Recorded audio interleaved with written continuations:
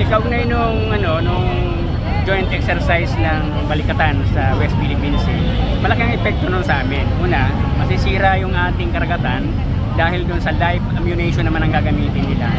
Pangalawa, lilikha ito ng takot sa mga mangingisda. Pangatlo, magiging marahas lalo ang China para sa mga mangingisda.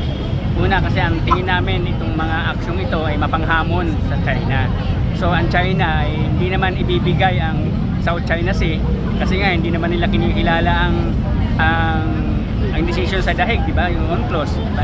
Kaya ang epekto sa amin yan, di ba, yung takot at panghaharas pa. So kaya ang aming diyan, dapat hindi ganyan ang paraan ng paglutas sa problema. Ang paglutas sa problema dapat pinag-uusapan lalo na nung magkakapitbahay dito sa Asia, no?